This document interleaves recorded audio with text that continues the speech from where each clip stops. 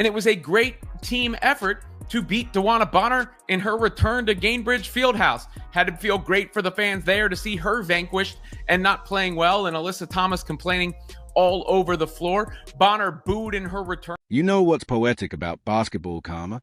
DeWanna Bonner just lived it in real time. She walked out on the Indiana Fever midseason, thinking she'd upgraded.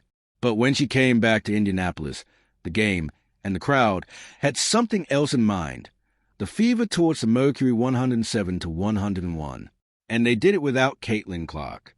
Bonner booed relentlessly, finished with just 4 points, and watched her replacement, Ari McDonald, go off for a career-high 27. That's not just a loss.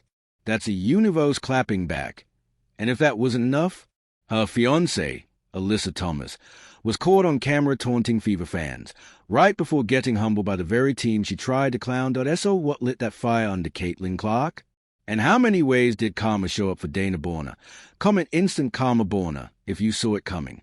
Let's go. We got to celebrate beating down DeWanna the Scammer Bonner.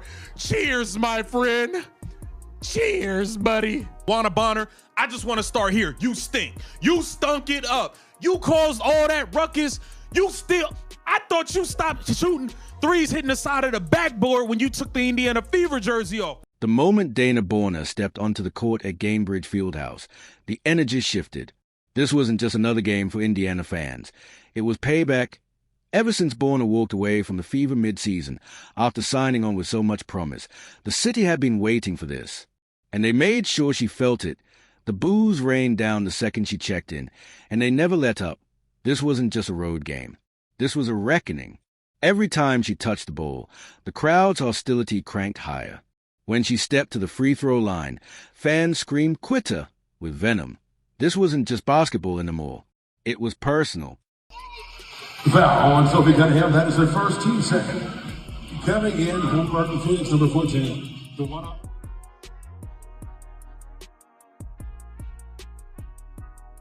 The crowd was relentless, and Caitlin Clark was loving every second of it. Sidelined with a groin injury, Clark still made her presence felt from the bench, celebrating every defensive stop like it was a finals. When Lexi Hull and Natasha Howard smothered DeWanna Bonner, forcing a shot clock violation, Clark jumped up, fists in the air, like they just sealed a title. It wasn't just hype, it was personal. Clark's reaction said it all. The locker room hadn't forgotten Bonner's exit, and they weren't hiding how they really felt. Bonner battling with Hull. Bonner turns, fades, fires, and leads it way short. Great defense there by Hull. Copper tracks it down and bounces for Bonner, who had her shot blocked. And it's a shot clock violation. Bonner walled off by Hull and then blocked at the rim. Indiana has that 5-point lead in third. While DeWanna Bonner struggled on the court, her fiancée, Alyssa Thomas, decided to stir the pot from the sidelines. Thomas wasn't just watching. She was taunting Fever fans the entire game, joining back and forth with multiple sections of the crowd. At one point, cameras caught her shouting that Bonner had joined a real team. Completely unaware of the scoreboard disaster that was about to unfold, Thomas thought she was making a power move that in reality, she was setting the stage for a brutal backfire. As the game went on, her taunts got louder, more animated. Defending Bonner like this was personal warfare. But Fever fans were locked in. They'd waited months for this moment, and karma was finally paying off. Bonner's stat line? Just 4 points on 1 of 4 shooting in 21 forgettable minutes. One lonely rebound. Meanwhile, her so-called real team was getting run off the floor by the very squad she thought wasn't good enough. It was poetic. The exit had been dramatic, but the return? Embarrassing. And the Fever weren't done yet. They were sending a message loud and clear. This is what happens when you quit on a team that's building something real. Bonner booed in her return, which is to be expected considering the circumstances in which she left. And the players that have come in for the Fever are much better than Bonner was for them. Ari McDonald has been a revelation. She was great in this one again. And Chloe Bibby looks like a perfect fit. So all in all, Fever fans have to feel pretty damn good about that win. With Caitlin Clark sidelined by a groin injury, the question on everyone's mind was simple. Could the Fever survive without their star? Facing a Mercury squad sitting third in the WNBA, the critics were circling, ready to declare Indiana a one-woman show. This was supposed to be the night the Fever got exposed, but someone forgot to give Ari McDonald a memo. McDonald, who wasn't even on the roster to start the season, stepped into the spotlight and flipped the script. Suddenly, DeWanna Bonner's departure didn't look like a loss. It looked like the best thing that ever happened to this team. The former Arizona standout, who averaged double figures in all 93 of her college games, was finally getting her shot, and she was ready.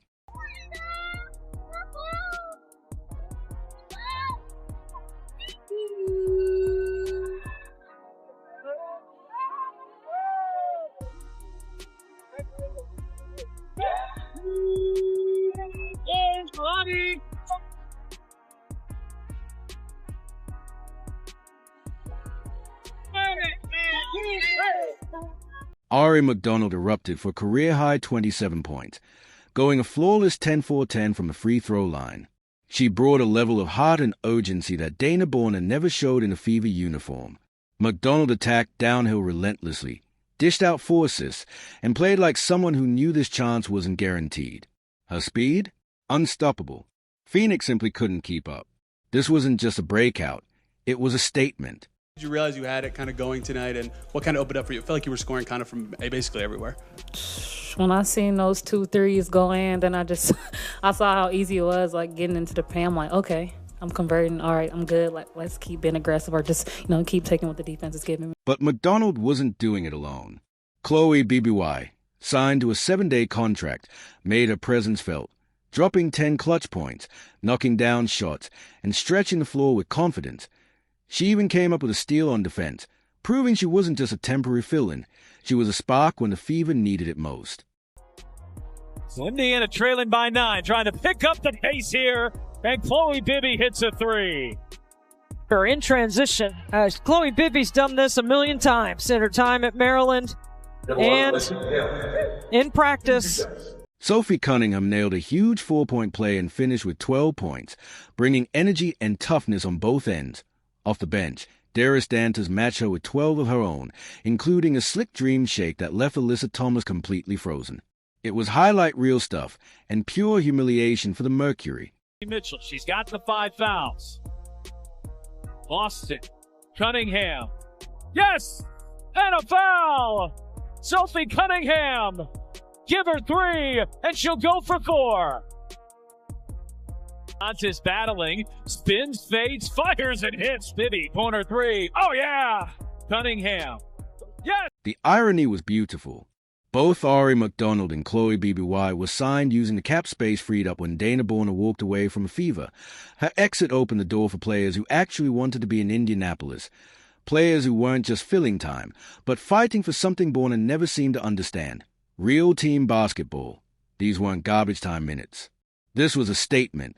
The Fever's balanced attack was picking the Mercury apart, possession by possession, and you could see it on Phoenix's faces as the game dragged on. Confusion, frustration, disbelief. This wasn't how it was supposed to go. Without Caitlin Clark, Indiana was expected to fold. Instead, they looked more energized, more connected, and more dangerous than ever. Addition by subtraction, playing out in real time. But the real dagger came in the fourth quarter. Just as Phoenix thought they had a shot to rally, one player stepped in and slammed the door shut. They weren't ready for what Aliyah Boston was about to unleash. Continue to stack, okay? We ain't got no room for sliding back, okay? We no room for slippage. Every day there's a sense of urgency, okay? I was proud of you guys, the way with offensive and defensive substitutions, being ready to go with that. Everybody who came in made an impact. We had 5 in double figures, damn near 7. Damn near 7. That's really, really good, y'all. I'm proud of you guys. I'm proud of you. Together, 3, 1, 2, 3, together. Here's a tighter, more powerful rewrite that builds intensity and puts Aliyah Boston's dominance front and center. The fourth quarter began with the outcome still hanging in the balance. But Aliyah Boston had other plans as she'd already been steady all night, logging 22 points and 12 rebounds through 3 quarters. But when it came to crunch time, she shifted into another gear. This was a moment to lead. And she asterisk it. With Caitlin Clark out, this was a test. Could the Fever close without their star? Phoenix believed they still had a shot to steal it on the road. Then Boston ended the conversation. She completely took over, dropping *** 17 points in the fourth quarter alone ***, including a devastating personal 10-0 run that shattered the Mercury's hopes. This wasn't just a clutch performance, it was *** franchise cornerstone announcing her presence to the league ***. So too has Harry McDonald, who did not start the season with the fever, but has really come on strong. Pass inside, it's a bullet. Some more contact there underneath. Hull hits the ground. Boston has a size advantage here. Wants the clear out, gets the clear out, gets inside, and pushes it home. Every bucket Aliyah Boston made was more than just points on the board. It was an *** statement ***. This wasn't just about winning a game anymore. It was about proving that the Fever were building an * championship mindset *, one that didn't rely solely on their superstar. Boston was unstoppable. She got to the line at will, hitting 10 of 13 free throws, bullying her way through contact, and punishing Phoenix for every defensive slip-up. She wasn't just scoring. She was * sending a message ***. This team is deeper, tougher, and hungrier than anyone thought to ***. Teams have now erased double-digit deficits. 9:30 to decide a winner. Howard inside Boston, deep position. Wow. Dangerous pass there by McDonald, rescued by Howard. Howard trots inside, left hand off the mark. Boston pulls it down and lays it in. McDonald has just had that look in her eyes here tonight, but it's Boston taking over in the fourth. No answer. Her dominance in the paint was nothing short of overwhelming. As the quarter progressed, the Mercury grew visibly rattled, out of ideas and outmatched.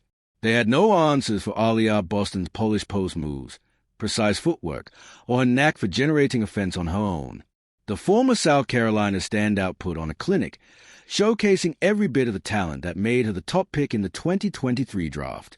This outing marked her fourth straight double-double, a career-best streak that signaled her evolution from a talented rookie into a true franchise cornerstone.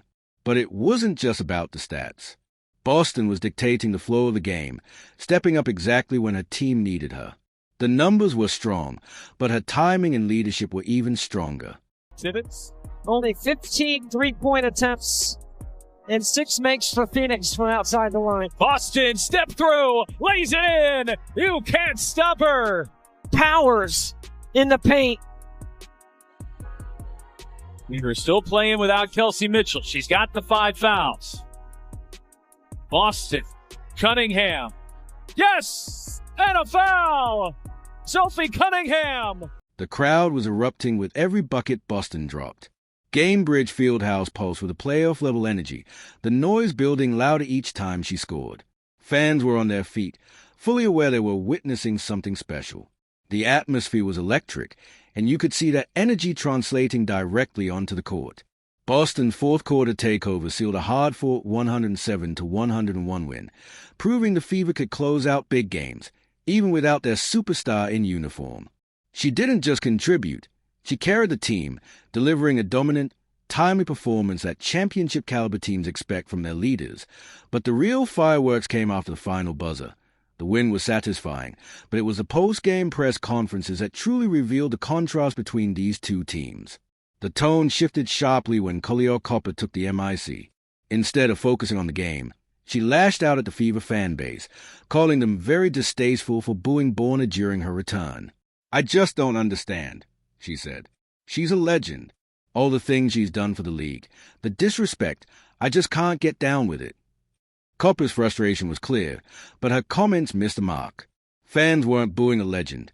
They were reacting to a player who walked away from their team in the middle of the season. Her outrage felt disconnected from the moment and tone deaf to the loyalty fans had shown before that decision. I think she handled it well. I don't understand, she's a legend and just all the things that she's done for the league. And just the disrespect, I can't get down with it. They booed her. She didn't say a word to the crowd. People talk some trash to her, but we had her back. But it's just very distasteful for what their fan base is doing. as far as when it comes to DB, because it's like she's just the sweetest soul. And the situation didn't work for her, and that's just not what she wanted or whatever. But it's just we don't need all of that. It's just unnecessary. The Fever's response, by contrast, was pure class. Head coach Stephanie White addressed the Bonner situation with poise and professionalism, keeping the spotlight on her team's performance instead of fueling any controversy. She acknowledged the awkwardness of the reunion but spoke respectfully about her former player, refusing to take the bait. It was a masterclass in leadership, graceful, composed, and entirely focused on the bigger picture. White showed exactly how a true professional navigates emotional moments without losing sight of what matters most. You talked a little bit about being happy for DeWanna Bonner, finding a good spot for her. What was your overall thoughts on having her there in the reception tonight? Yeah, I mean, I don't know anything about the reception. I don't hear anything once I'm out on the floor, but it's weird seeing her on the other side. But at the end of the day, basketball is basketball and relationships are relationships. Aliyah Boston's response was even better. When asked about the Bonner situation, she didn't take the bait, just kept it short and to the point. Asterisk, honestly, that's got nothing to do with me. Asterisk, her message was clear.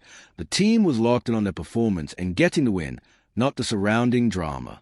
Boston displayed the kind of maturity and leadership you expect from a franchise cornerstone. She understands what championship teams do. They block out the noise and stay focused on what really matters. DeWanna Bonner returned to Indiana, and what were your thoughts on the fan reception tonight? Honestly, that got nothing to do with me. I think DB returned because we were playing Phoenix, and so that happened to be that. The fans chose to do what they wanted to do, but for us, it's about paying attention to what we have to do here, and that was coming in and getting a big win, which we were able to do. The composure from the Fever made Copper's complaints look even more petty by comparison. It underscored the stark contrast in organizational culture. While the Mercury were busy whining about crowd reactions, the Fever kept their heads down and focused on basketball. One team was building something real and sustainable. The other was making excuses. And the numbers didn't lie. This marked Indiana's third straight win, the kind of momentum they haven't had since their last playoff victory years ago. The 107-101 triumph pushed their record to 15-12, good for sixth place in the WNBA standings. Nobody expected this kind of finish from the Fever when the season started. But they've shattered every expectation. This win sent a message. The Fever aren't just riding Caitlin Clark's coattails. They're a complete team with a depth, grit, and chemistry to win even without their superstar. It was more than just a game. It was a moment of poetic justice. It was karma in action. DeWanna Bonner left Indianapolis chasing something she thought was better.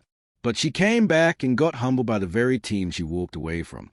The Fever proved they're not just built for now, they are built for 2025 and beyond. With or without Caitlin Clark on the floor, they are forced to be reckoned with. For the first time since 2015, they are 3 games over .500. And you know what? Sometimes the universe gets it exactly right. DeWanna Bonner learned the hard way. When you quit on your team, don't be surprised when they come back and show you what you left behind. Comment Instant Karma Bonner if you agree. Like, subscribe, and turn on notifications so you never miss a moment. Click the video on screen. We'll see you in the next one.